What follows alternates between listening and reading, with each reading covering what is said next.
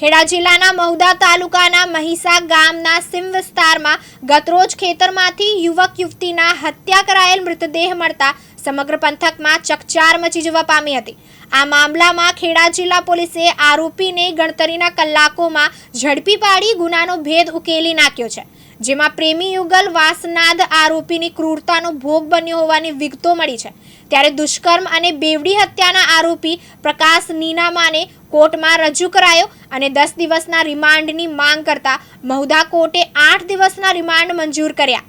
ઘટના મામલે પોલીસ દ્વારા ઘટના મામલે ગુનો નોંધી 10 ટીમ બનાવી તપાસ હાથ ધરવામાં આવી હતી, જે દરમિયાન પોલીસે મૂળ પંચમહાલના પણ હાલ ઠાસરાના ખીજલપુરમાં રહેતા આરોપી પ્રકાશ ઉર્ફે પક્કો ચંદુભાઈ નીનામાને ઝડપી પાડ્યો છે, જેની કબૂલાત મુજબ ભોગ બનનાર બંને યુવક યુવતી પ્રેમ લગ્ન કરવા ઘરેથી ભાગીને ડાકોર આવ્યા હતા, જ્યાં આરોપી પ્રકાશ સાથે ઓળખાણ થતા રોકાવા માટે રૂમની શોધમાં હોવાનું જણાવ્યું હતું।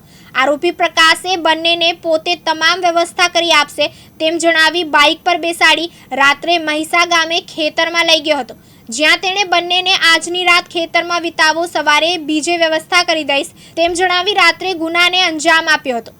બંને યુગલ સૂઈ રહ્યા હતા ત્યારે આરોપીએ બંનેને બોથડ પદાર્થથી માથામાં ગંભીર ઈજાઓ પહોંચાડી હતી। બાદમાં અર્ધ બેભાન યુવતી પર દુષ્કર્મ ગુજારી મોત નિપજાવી ફરાર થઈ ગયો હતો। ત્યારે પોલીસે તજવીજ હાથ ધરી આરોપીને ગણતરીના કલાકોમાં ઝડપી ગુનાનો ભેદ ઉકેલી નાખ્યો છે। ત્યારે દુષ્કર્મ અને બેવડી હત્યાના આરોપી પ્રકાશ નીનામાને કોર્ટમાં રજૂ કરાયો અને 10 દિવસના રિમાન્ડની માંગ કરતા મહુધા કોર્ટે 8 દિવસના રિમાન્ડ મંજૂર કર્યા। જિગ્નેશ સોઢા, દિવ્યાંગ ન્યૂઝ, મહુધા, ખેડા।